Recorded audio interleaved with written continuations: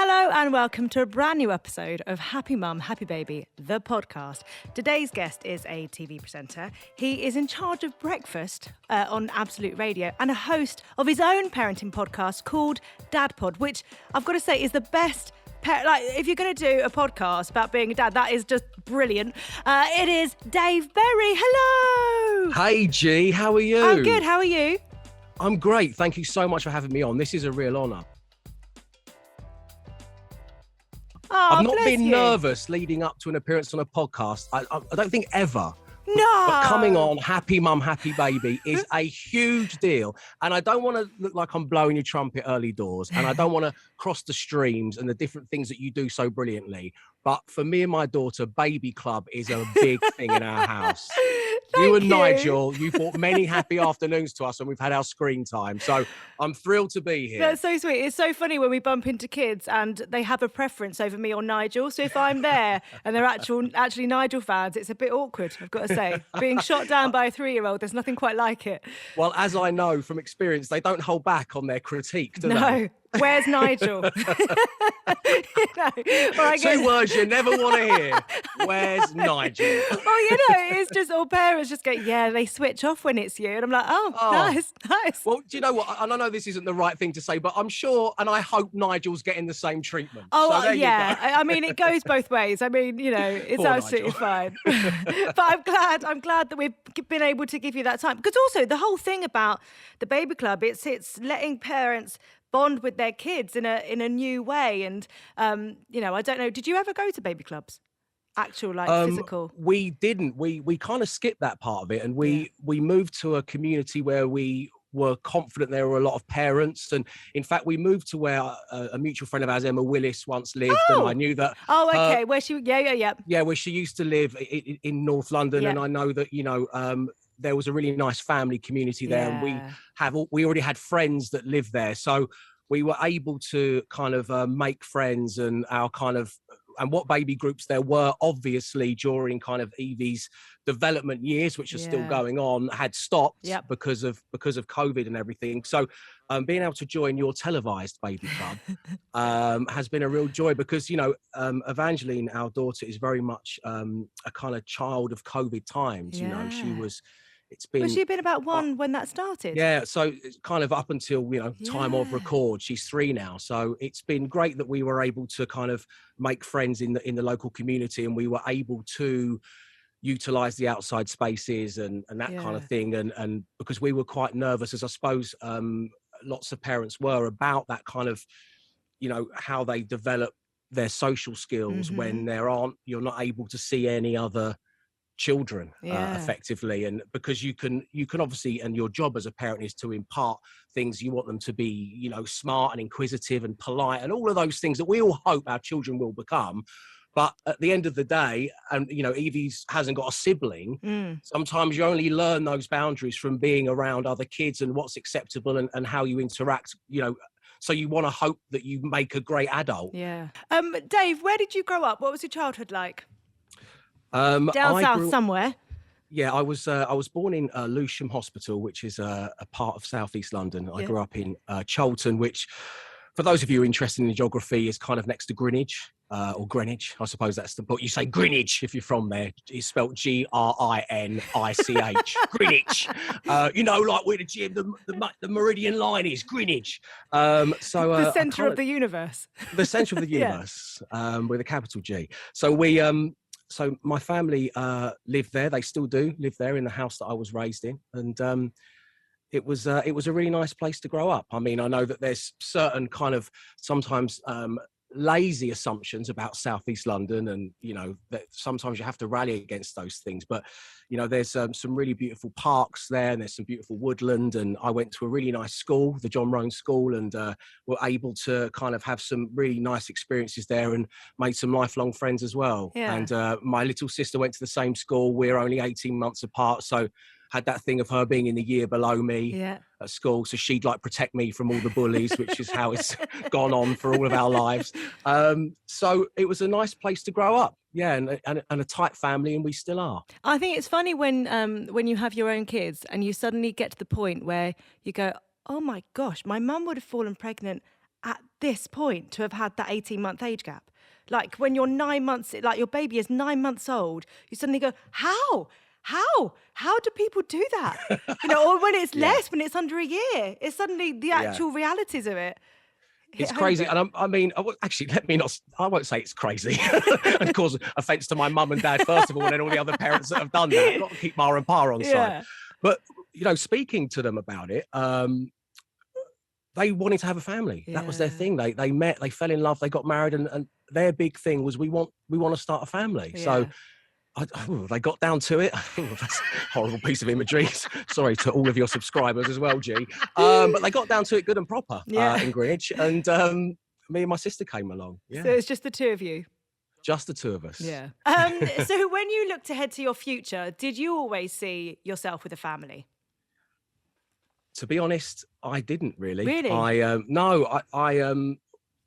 I can't even really, if I'm completely honest with you, say that I always loved kids or, I fell head over heels in love with my niece Alice when she was born, as I did with Penny. And strangely, it felt like they did a job of almost filling that void for me. And Sarah Jane, my partner, and I, we hadn't planned on starting a family as soon as we did. Right.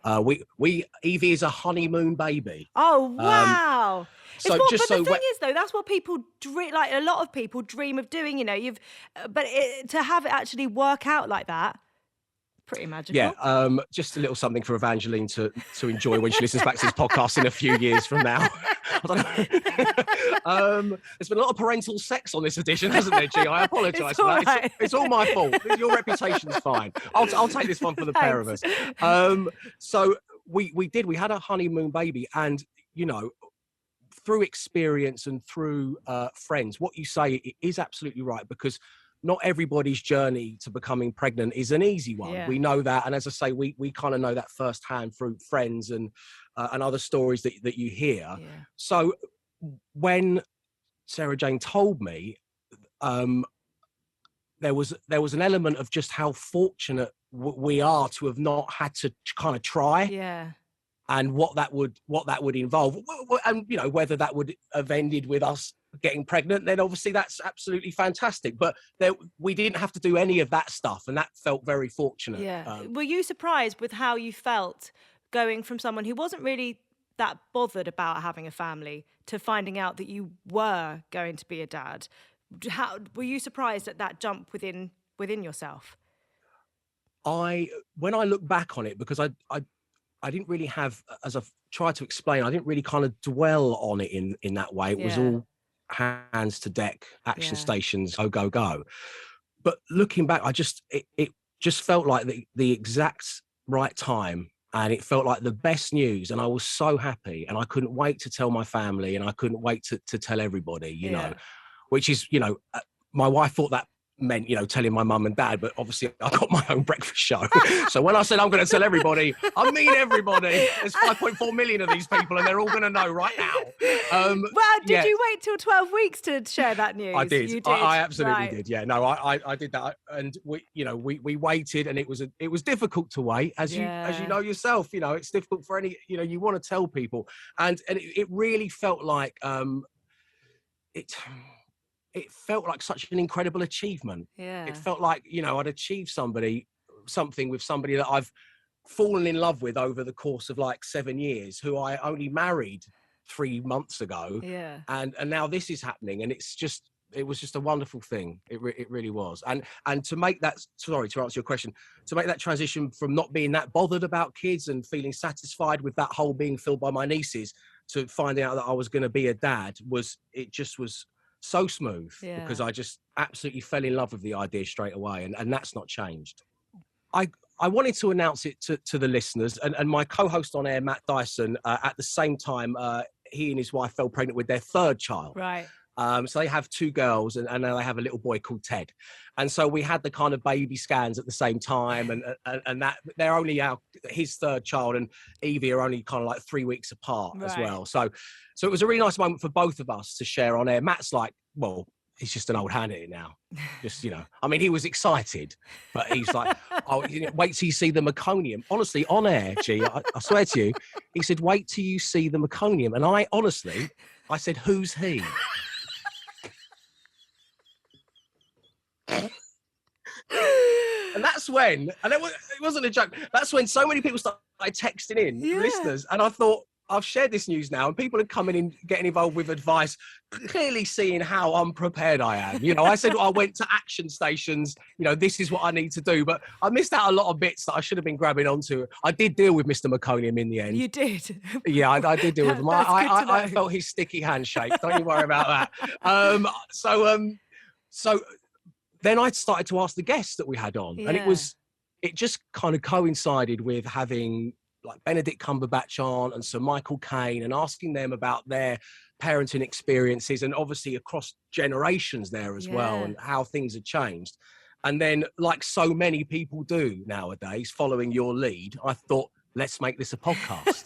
And so the DadPod was born, and it gives me an opportunity to ask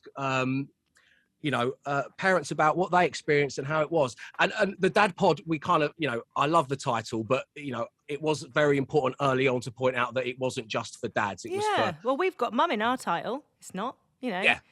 But well, this is what I mean. If you're doing it, I'm like, look how well this is going. It was going to be called Happy Dad, Happy Bub Bubs, but I knew your legal team called me, so I had to change it last minute. And DadPod was just the best pun I could come up with. It's a blooming great pun. How did you feel going towards Evie's arrival? Did you feel, because obviously, I know that Sarah Jane had a C-section. Was it a planned C-section? Was it nice and controlled in that way? It was planned and it was controlled. I mean, I didn't feel any kind of self-control about it myself. Well, because it's and I don't think Sarah Jane did. It's a big thing to go into, isn't it? It's major surgery, and I think it's so overlooked in that way. We've talked a lot, actually, to a couple of guests about how your body recovers afterwards, and how it is a big deal, and that people just completely brush it aside. Yeah, well, it took a while for Sarah Jane to recover afterwards. You're right, because it is, as you say, major surgery. It was great for us to know, we felt more comfortable knowing when we would have when Evie's birthday would be, basically. And we got to meet the team in advance. That's the other great thing about the planning. And as I say, that part of me that's a bit of a control freak, and Sarah Jane felt more comfortable like that, which of course is the most important thing. We both agreed that to kind of get to look the person who's going to bring our daughter into this world in the eye in advance. And then obviously just a fabulous team of NHS nurses and what they do and the support that they offer. And because they, particularly I think for people when it's your first, they can just see that you're wide-eyed and petrified, and there's suddenly this little thing. I mean, I just remember one of the most calming, tranquil, almost like a meditation, was just this fabulous nurse teaching me on a doll how to swaddle. And while Sarah Jane was recovering and getting some respite, and Evie was in the little kind of thing next to it with her length and her weight and her birthday and stuff on it, I was just calmly folding a little blanket over and over again, then unfolding and re-swaddling. And this is what I'm going to do now for the rest of time.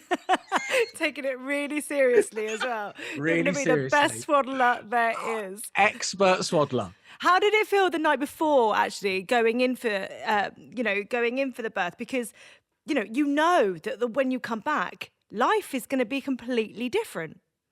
Yeah, well, that's right. We packed a lot of bags. We Full were of useless stuff.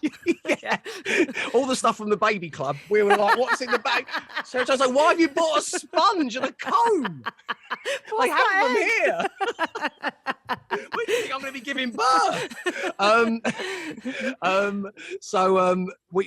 But what was quite nice was we were able to film that moment. Oh. And we don't often revisit these videos that are in your camera roll, but we have done, and we've shown it to Evie because she's 3 now and she can kind of watch it. And it's just like a heavily pregnant Sarah Jane sitting on the sofa with this kind of like weird green roller thing that she was rolling her face with, just with her tummy out here. And I was just kind of doing, I suppose, an MTV Cribs style look around that we'd prepared everything and it was all done. So, and then it was a restless night, but we were kind of up and at it. And as I say, from the moment Sarah Jane told me that we were going to have a baby and that she was pregnant, right through to that day before and throughout the birth, she was just an absolute superstar. And, you know, and I will be eternally grateful for that, because, you know, and as I say, everyone has their right to wobble. Yeah. My word, they do. But it made everything a lot easier for me. And, you know, as you're fully aware, everyone listening to this right now, Sarah Jane was doing all the hard work. I'm pretty sure Tom just sat around eating jelly babies. I think that was his input into. Good for Tom. Send him my love. In fact, I've got a photo of the last giving birth to Max, and I think I'm watching like Comedy Roadshow or something like that, and I'm breathing and heavily in labour, and I have a picture of it's a selfie, and Tom is behind me asleep. That's how great he was. It's third time round. He's done it before. I love hearing this. All the dads listening to this will love hearing that, Jane. What was one thing that I remember as well was this fabulous team of doctors and nurses and experts are kind of surrounding Sarah Jane on the bed, and I was told to sit on a stool, just, you know, up here by her head. And one of them said to me, "Are you going to have your Lion King moment?" Oh.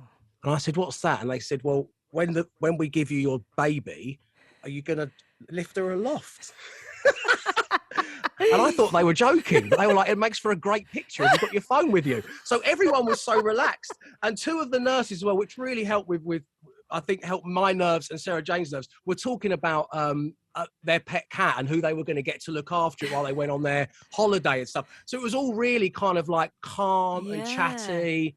And it was a great tactic that they deploy there at the hospital that really helped keep everything feeling kind of light and breezy. Babies are so slippery.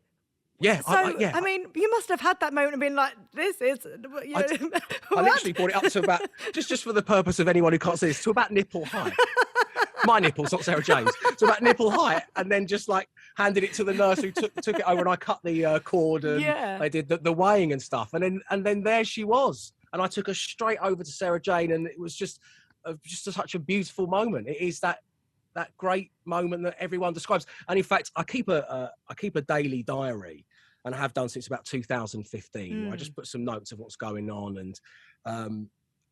and on her birthday, I've just written, like, it's like a placeholder. Like, one day I will have hopefully the poetry and the words to put this feeling of this day into this diary entry to make 2018 that year complete. But for now, it just remains empty because it's impossible to describe how it feels for me at this point. I know lots of people have done, and they've been so touching and poetic about it, but I'm kind of struggling to get the right words, and I do want to get the right words. And, you know, it's been 3 years now, so I'm still looking for them. Your memory's going to start going, Dave. Or when she's like a teenager, I've got to go and pick her up, and I'm like, oh, this was the day. And also just a little thing. She was born in December, so when we bought a home a few days afterwards, the Christmas tree, we'd already put the Christmas tree up and all the lights were there, and Sarah Jane's parents, who are two of the nicest people on earth, were there. So and my sister came to visit straight away as well with the two kids. So it felt nice and homely, and, you know, and right. Yeah. Straight away, which again is, you know, one of those blessings in the book of life. Winter babies, I think they have, I think sometimes people don't like the fact that it's dark, but, you know, dark outside, so your days are shorter. But actually, there is something nice if you're able to lean into it and almost cocoon into that a little bit. You know, shut the outside world is dark, so let's just hibernate in here and see what's going on. Well said. Yeah, I hadn't thought about that. Yeah, I think because I think some parents worry about the fact that the nights are so long, which we all know can be quite difficult with newborns and relentless. But yeah, there is something nice about that coziness of winter. Yeah, and I think also bright, burning July sunlight seeping through your child's window when it's bedtime. Yeah. And kids are playing outside, and you can hear them seeping through the cracks in the glass. It's horrible. Oh, it's not good. No, keep it cold, keep it dark. Yeah. That's how you want it when you become a new parent. Cold and dark. How did it feel, you know, this massive thing has happened, but life keeps turning? How long did you have off from the radio show? I took 3 days off. Right. Yeah. But anything else I had planned, or that would normally be something that I would do in the afternoon or in the evening, we scrapped all of that. Yeah. Obviously, had I had my working day been more traditional, then I would have taken longer off, because 3 days sounds quite selfish to say. Well, you seem to have got this but now. Was it See you weird later though on. leaving that first day, because obviously there's been such a seismic shift, and all but there's this other thing that's going on, and even though you're going to return, I imagine it's quite like your head must get quite frazzled with that shift. Well, of course, as it does for everybody. I mean, we were exchanging about 1 million texts during the broadcasts, But again, where I'm really fortunate, and we talked about, moving to a community where we knew there were friends and there were families, is that the 4 hours I was doing the show, I was with Matt, who is just become a parent again, as I said, and he's been a friend of mine for 15 years. My producer has a daughter as well. And so there felt like a really nice, our own special little NCT class of like, oh, that's brilliant. Oh, don't worry about that. Oh, I remember when Bess used to do that. And, and we still have that kind of now, which is really nice. So whilst the songs, I was playing 2 songs back to back, I was finally finding out what the meconium was, and what he was doing hanging around the hospital. So it felt okay going to that, and it felt that I felt comfortable relaying back those messages and reassuring Sarah Jane that this is what someone that she knows and really loves as well, in the shape of Matt, had been through with Katie. And so it felt good to be able to go into an environment where I feel comfortable talking to my friends and colleagues, and they feel comfortable opening up to me about those things. It really put our minds at rest. Yeah. One thing that you would have had is very early mornings. Is that useful with a newborn? Is that a useful job, kind of going, well, sleep is what it is, and actually I'm going to get up at 5 to do, I don't know what time you have to leave the house, but is it a good thing because kids are always up early? Do you know what I mean? So then you can get back afterwards, or is sleep quite difficult to manage actually when you're doing breakfast? Yeah, well, it was Evie being up in the night, really. It was the broken sleep that was the problem. The kind of the early hours and being out and being able to come back, as I say, was a blessing. But we also had that thing, we had that thing where Evie at the beginning slept really well. She was one of those babies who slept through, and I would like proudly announce this to anyone who would listen, and they would like, people who were already parents would just be like either looking at me with scorn, or like, why are you telling me that, Dave? I don't need to know that. Look at these bags under my eyes. Why are you telling me that? Or they would have a knowing look that I was yet to learn, which is like, oh, kiddo, that's all going to change. Don't you worry about that.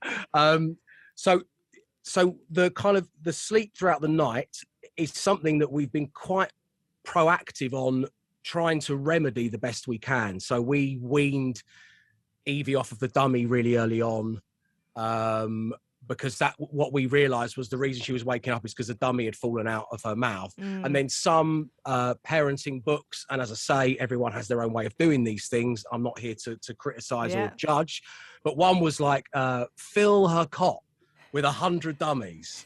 She'll always find one.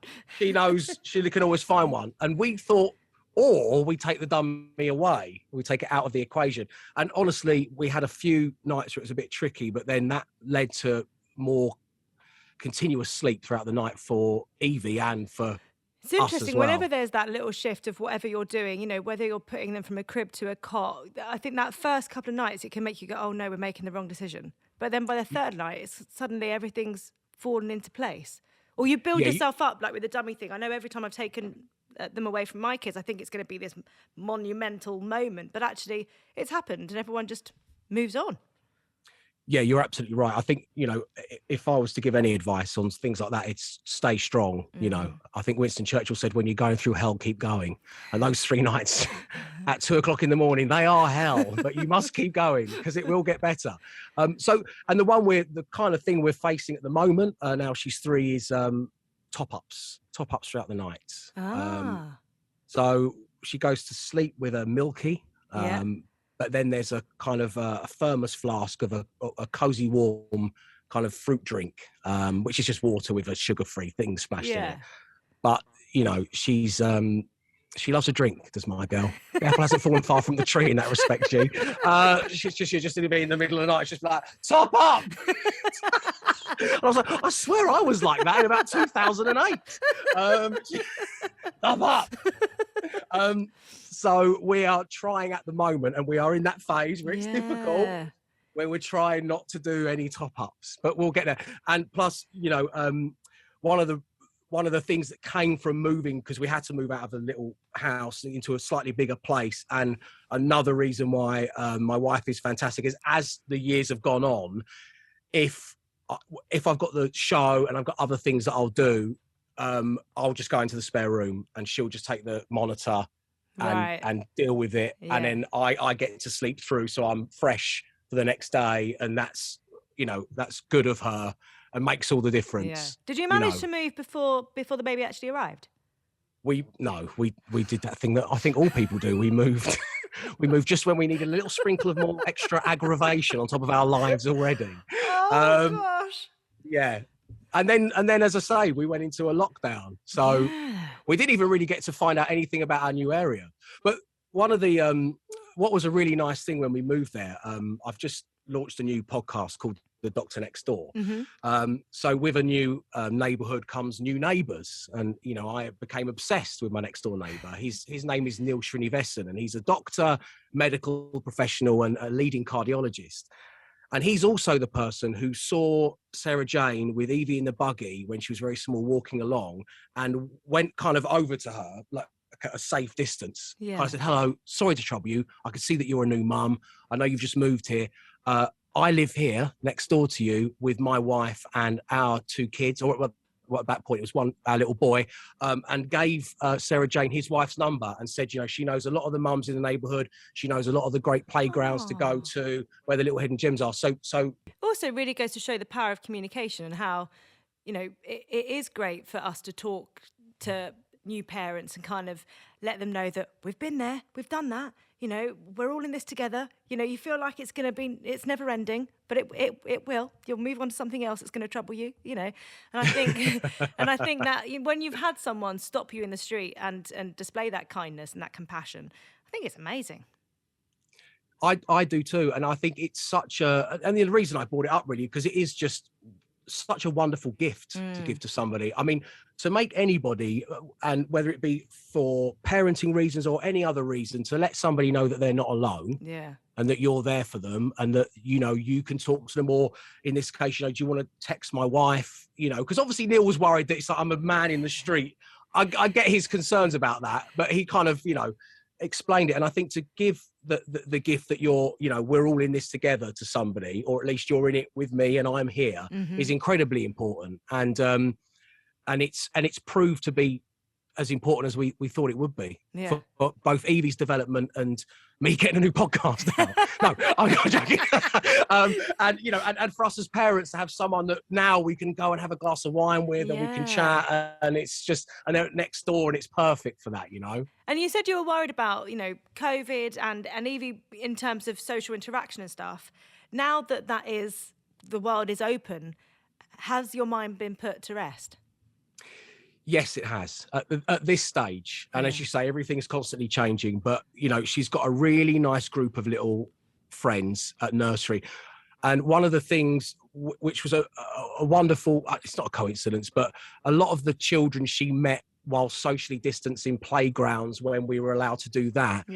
It turns out are in the same year as her at nursery, or they're in the year above, and they're looking out for her. And it's really nice to see the little gang, and you get to see the other parents when you pick up or drop off. And so it was really nice that she almost got to know a few people before heading to nursery for the first time. It must be nice for you and Sarah Jane as well to go, oh, look, she's being really kind to that little girl there. Like, just not knowing what's going to happen when they're in those social situations, especially I think when kids have had like one-on-one attention with their, like, the people, whoever's looking after them, whether it's parents or you know, guardians, whatever. So I think almost like sending them out into the wider world. Well, are you kind of, do you risk assess a lot, or do you just let Evie take a few risks? Or are you kind of like, no, don't do that, because I think it's a fine line. You know, I think with me and Tom, we it's changed now, but especially when they were younger, I'd be like, it's fine, let him do that, you know, he'll be fine. Whereas Tom would always pull back a little bit more than I would, I think. I think we kind of have split a similar way to you. Really? But the first thing that dawned on us was as soon as, because we moved house when Evie was in like the cot or whatever, being carried around in the car seat with the little handle. Yeah. And then as soon as she started to kind of take her first stumbly steps, we realised that we'd bought the most unchild-friendly house in all the world. And you just moved. It's just like there's an alligator pit in the kitchen. Why did we need that? All the stairs are laden with broken glass. Oh, gosh. Yeah, no, but it's a lot of hard floors and a lot of hard stairs. There's no carpet anywhere. It was just, and it wasn't until she started moving around that we went, because this is just inexperience. Yeah. So my attitude is like, be careful. Sarah Jane's attitude is, well, if we teach her how to walk, if we let her walk up and down the stairs, obviously we monitor her. Yeah. Then come that day when we aren't there, she's going to be able to do it. Whereas if you don't let her go near the stairs, she's not going to know what to do. It's so true. And she's absolutely right. Yeah. I can remember going to forest school actually with the two. I mean, it was December or January. Never joined forest school in December or January. It was miserable. But they were warming brioche buns over a real fire. And the lady was like, but if we show them, exactly like Sarah Jane said, if we show them that it's hot, that you don't go too close, it's good because you're making them aware of the situation, but also not making them fearful. And that's really interesting. Yeah, because obviously one of the big things in life, you know, almost number one is, you know, don't touch that, it's hot. Yeah. So when you see a kid warming a brioche bun on an open fire, it's almost like it's flight and fight all in one. It's just like, goes against everything you know. What are you doing? But I suppose that's one of the reasons that those schools are so popular with various parents. You know, you kind of come home and your 3-year-old's like whittling away with a penknife on a stick. Sarah Jane would be like, oh, that's good, she's learning to whittle. Whereas I'd be like, put down the penknife. I see your point. But we've got the balance right, and I actually quickly understood where Sarah Jane was coming from. And I'm now much more of that school of thought. And also as well, that as you all know, there is a wonderful moment where at around 3 you realize that your child's a little more sturdy. You know, I remember I used to, if she was in, you know, the kitchen and I had to go out to the front door, I'd be like this, and I'd come back and just look around the door again, you know, and then I'd go back a bit. And now I feel that I can leave her safely in there. Yeah. Penknife in hand, roaring fire in the middle of the floor, and she's going to be fine. She's fine. She's going to be fine. I'm just going to chat to this Amazon delivery driver. It's going to be fine. You've obviously spoken to a lot of people about becoming parents, and you've asked them for advice. What is the best piece of advice that you have heard, and the scariest? Let's twofold. You know, there's been some wonderful guests on you know, DadPod and stuff, and there's been some funny advice. Joe Swash was a guest. And his advice was, instead of taking all of the time to undress your baby and take the nappy off and check if they've done a poo-poo or a wee-wee, is he does something, and Stacey does something called the lucky dip. Oh, wow. Where you just put your finger down the back. I know. It's the last time I ever invited him on anything. You know, so there was that, which was obviously a really funny moment. And, you know, but... Did you take on this advice, Dave? No, I decided to leave Joe Swash to his lucky dip, and I'd carry on investigating properly, you know, in a sanitised, responsible way. Surely it's just the lift and sniff. That's the... Hang on, I got my pen here for a reason. I knew I was going to pick up some tips. There was a nice one from Rob Beckett, the comedian, who said, like, he spends as much time as he can on his ablutions because it's the only time he gets on his own. So he says when he's allowed to go and have a shower, he'll be in there for like an hour and a half, which I thought was a good piece of advice. That is good. The more serious ones though, and I think, you know, there's genuinely something in these. I love that Greg Wallace advised that when you go to the supermarket with your child, let them pick out an ingredient. So let them get excited about some weird, bizarre or normal kind of vegetable or fruit or whatever it may be. And then use that in what you eat that night. So Yeah. prepare it with them to get them excited about food, and particularly healthy eating, which I thought was a nice piece of dad advice, as we call it. The legend that is Griff Rhys-Jones talked so eloquently, as he always is, about be careful what's important to you, particularly during those development stages. And I'm sure this is something you know, G, and you've written about yourself, but he said that he was so kind of work obsessed when his son was younger, that all that stuff really rubs off on them. And, you know, and I think that encapsulating that into be careful what's important to you, or be careful about what's important to you, is actually quite a nice way of putting it. And I realized that applied to me, you know, because I can get quite, you know, something will make me really intense about it, whether it be work or this hasn't happened, this needs to happen. And it's like, just watch where you're being that person. It's interesting though, isn't it, as well, on that, where when there's work stuff happening, I find it difficult sometimes to leave it. And I think it's being aware of it. You know, is that energy coming home with me? Is it making me a bit anxious? Am I a bit nervous about it? Or am I just aware of the workload and therefore unable to shake it off completely when I go home? And I think it is so important to be aware of, because I don't want to be that person. You know, I'm already not the Mary Poppins I thought I would be as a mum, you know. But it is about being aware of that as well, because, you know, it is such a short period of time, which I know we hear over and over again. So, of course, no mum, dad or guardian are the Mary Poppins that they thought they would be. And what you've said mirrors exactly how I feel. And it took for Griff to say it, be careful what's important to you, to realise that I do bring all this stuff home. And it's a way in which you communicate with your partner as well, because no one has the ideal life. No one has the ideal partnership. And particularly living through a period of history that we all have lived through, it's very difficult not to say things that you just instantly regret, or react in a way you instantly regret, or have a general kind of, you know, vibe about you that isn't exactly what you thought you would be bringing to the table as a parent. There's also something about the fact that is home life, where you can get rid of all the other stuff. It's like when you're a kid and you go home and your mum and dad, the grumpy side of you, like that's when you're allowed to let the grump in. Do you know what I mean? And you can't always be that happy-go-lucky person, because you have to just let it's there. Sometimes it's just there. And it's hard, isn't it? Because in one way, I'm like, you're showing your kids that it's okay. Like, it's good to have those places where you feel safe to let it all drop. But at the same time, I think, it is about knowing why you feel those things, and the impact that it has within the house. Precisely. And I mean, obviously, every single person is affected in by something similar, but just in different ways. There are people who are working incredibly long days, doing incredibly challenging jobs, and they're not even getting to spend enough time with their children, or they must be so extremely tired. I think mine's more about, I think my energy, the negative energy, comes from the preparation to do these things, because it's, I do a breakfast show. I love it. It's 4 hours in the morning.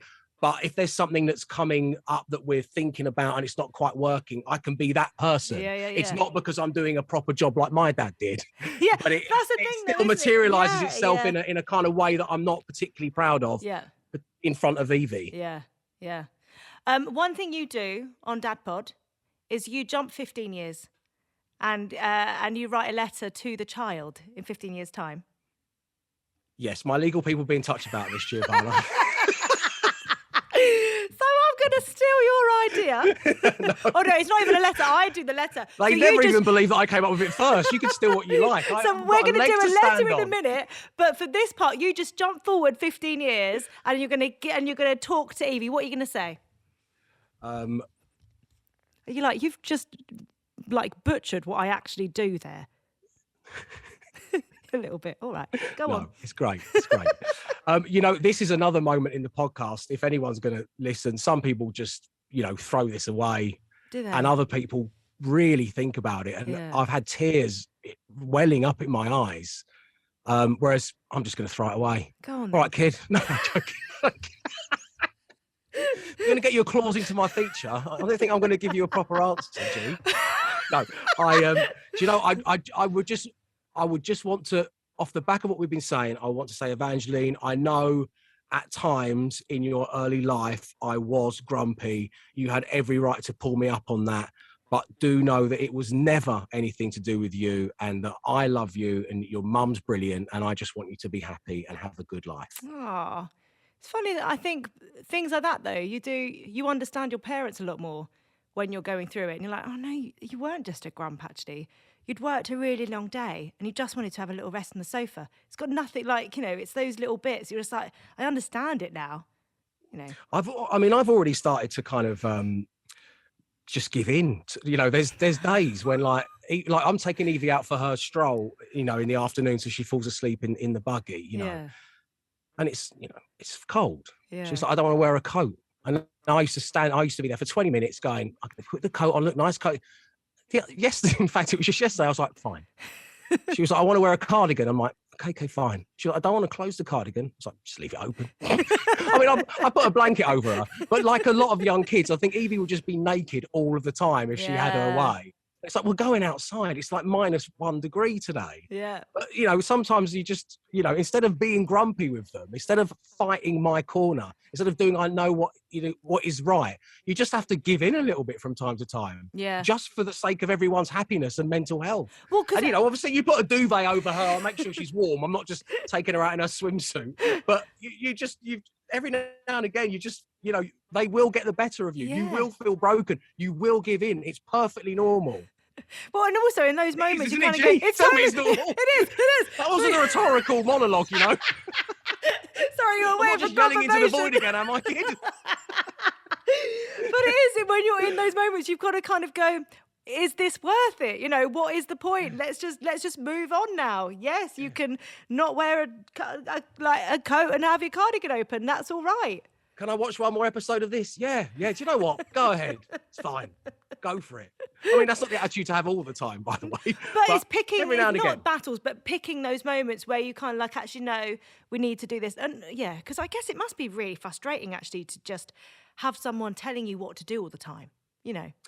I mean, we in preparation, read several things and sought opinions and spoke to people. And another one of the things that just kind of leapt out was like someone pointing out how weird it must be if you're a kid to brush your teeth, to have like a plastic stick just put jabbing into your in your mouth. mouth.